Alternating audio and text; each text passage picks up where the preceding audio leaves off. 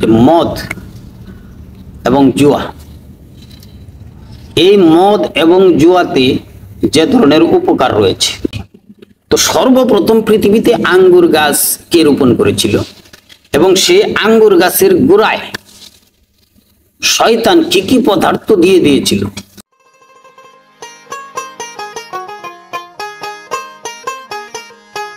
আউযু বিল্লাহি মিনাশ শাইতানির রাজিম। বিসমিল্লাহির রহমানির রহিম।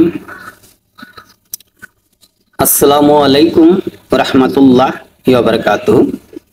প্রিয় ভিউয়ার্স বিন্দু, সর্বপ্রথম মহান আল্লাহ পাকের কুদরতি চরণে ভক্তিপূর্ণ শ্রদ্ধা রেখে নবী মুহাম্মদ আহমদ মুস্তাফা সাল্লাল্লাহু আলাইহি সাল্লাম তার রওজা মুবারকে ভক্তিপূর্ণ সালাম রেখে, পাক পাঞ্জাতের প্রতি সালাম রেখে, বিশ্বের যত ওলি আবদাল গাউস কুতুব পীর ফকির মাস্তান সকলের প্রতি ভক্তি রেখে, বিহজদের প্রতি সম্মানী শ্রদ্ধা রেখে আজকে এমন কিছু কথা আপনাদের সামনে বলবো যে মদ এবং জুয়া, এই মদ এবং জুয়াতে যে ধরনের উপকার রয়েছে।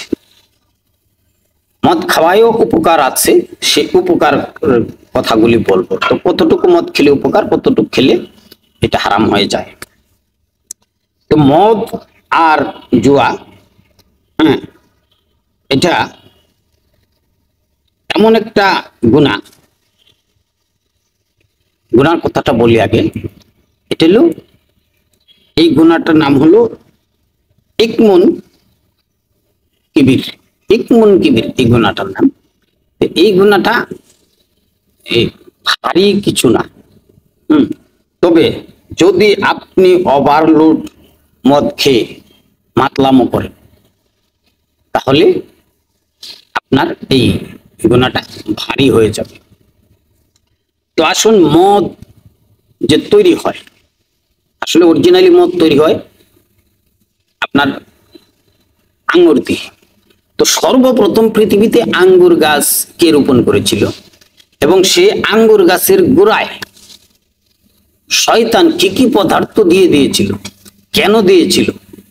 আর আঙ্গুর গাছ আদম আলাইহিস সালাম সর্বপ্রথম রোপণ করেছিল, সেটা কেন রোপণ করেছিল?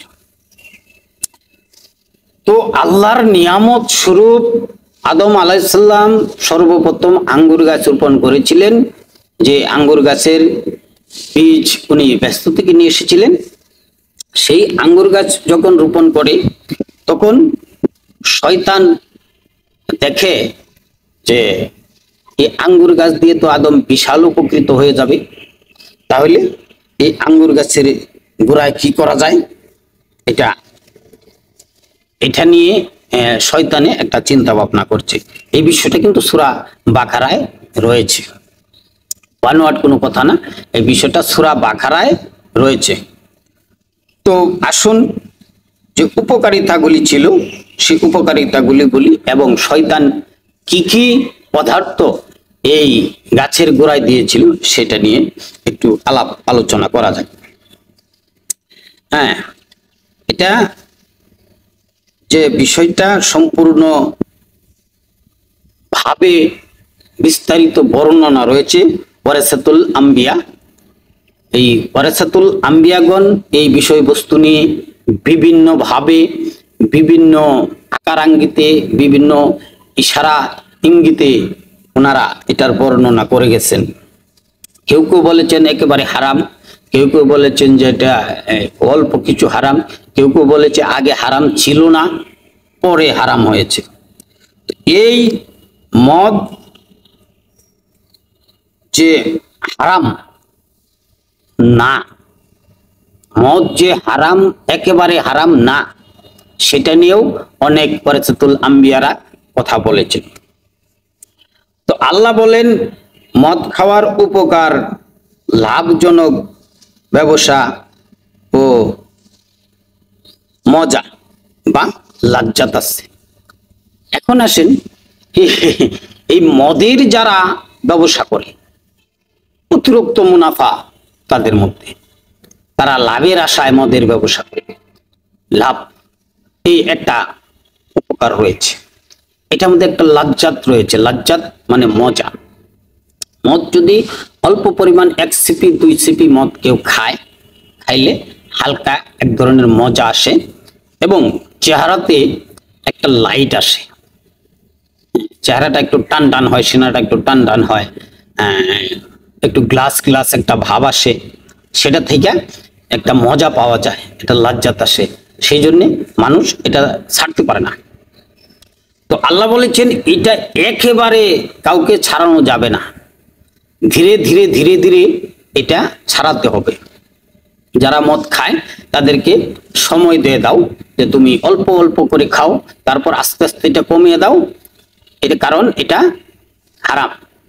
আর এই মদটা যদি পৃথিবীতে তুমি খাও তাহলে জান্নাতে এসে তুমি সেই মদটা পাবা না। আচ্ছা, সেই কারণে এটা এইভাবে হয়েছে।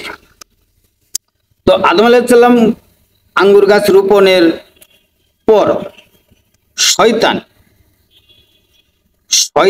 এটার গোড়ায়, আঙ্গুর গাছের গোড়ায় ময়ূর জবাই করে এই ময়ূরের রক্ত আঙ্গুর গাছের গোড়ায় দিয়েছিল। দ্বিতীয়তে গাছটা যখন একটু একটু বড় হতে লাগলো, একটু বড় হলো, তারপর দিয়েছিল এখানে বানর ধরে এনে বানরটাকে জবাই করে এই বানরের রক্ত আঙ্গুর গাছের গোড়ায় দিয়ে দিয়েছিল। তারপর যখন আস্তে আস্তে আরো বড় হতে লাগলো, বড় হতে আঙ্গুরটা যখন আঙ্গুর ফল যখন ধরে গেল, তখন এখানে বাঘ ধরে এনে শয়তান বাঘের রক্ত দিয়েছিল।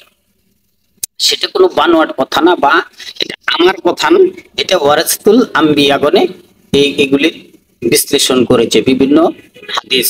গভীরে গভীরে গভীর গভীর গভীর যত গভীরে আপনি যেতে পারেন এই বিষয়টা নিয়ে, তখন আপনি এই কথাগুলি খুঁজলে পাবেন।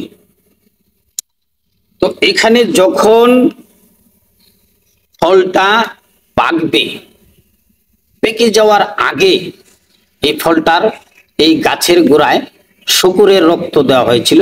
শয়তান শূকর ধরে এনে এটাকে জবাই করে এই গাছের গোড়ায় শূকরের রক্ত দিয়েছে।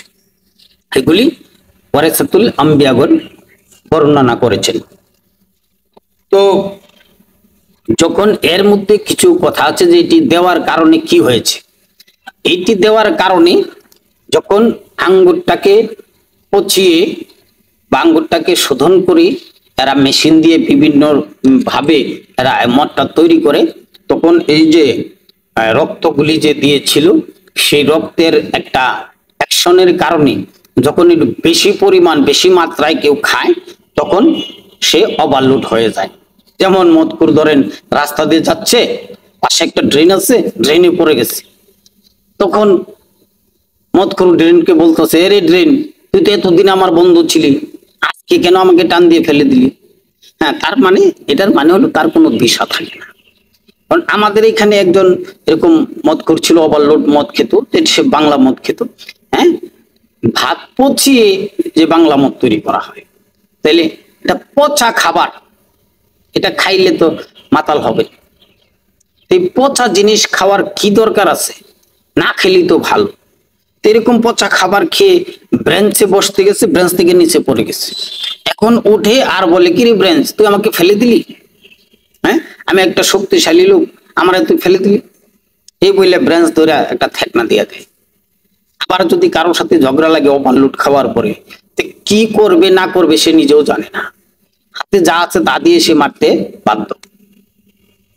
এরা কোন রকম জ্ঞানী গুণী পীর ফকির মাস্তান আম্বিয়াদেরকে এরা সম্মান করতে পারবে না, কারণ এদের মস্তিষ্ক তখন নষ্ট হয়ে যায়, ওদের মস্তিষ্ক তখন নষ্ট হয়ে যায়।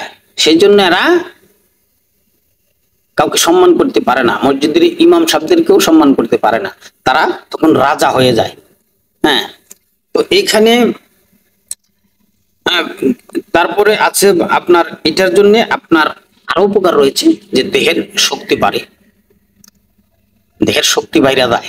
দেহের শক্তি বাইরে গেলে তারা দেখবেন যে অপকর্ম লিপ্ত হয়ে যায়, অপকর্ম করতে থাকে, অপকর্ম করতে থাকে, অপকর্মে লিপ্ত হয়, যার কারণে তারা মাতাল হয়ে অপকর্ম করতে থাকে। তো এটার বাংলাদেশের যেরকম 56,000 বর্গ কিলোমিটারের ভিতরে পান্তাবাদ দিয়ে মদ তৈরি করে মানুষে খায়, সেটার কিছু না কিছু উপকার আছে, কিছু না কিছু গুণগান তো অবশ্যই আছে। তবে মূলত মদ খাওয়া হারাম হয়েছিল, মদ খাওয়া হারাম করেছিল, দয়াল নবী এটাকে হারাম করেছে। তবে কিছু কিছু ওয়ারাসাতুল আম্বিয়ারা উলামায়ে কেরামরা বলেছে যে সামান্য কিছু খেলে সেটার উপকার রয়েছে, ঔষধ রূপে সামান্য কিছু খেলে সেটার উপকার রয়েছে। অতিরিক্ত মদ খাওয়া যাবে না, অতিরিক্ত মদ খাওয়া হারাম। তো ভিউয়ার্স, কিন্তু আজ এ পর্যন্ত। আসসালামু আলাইকুম ওয়া রাহমাতুল্লাহ।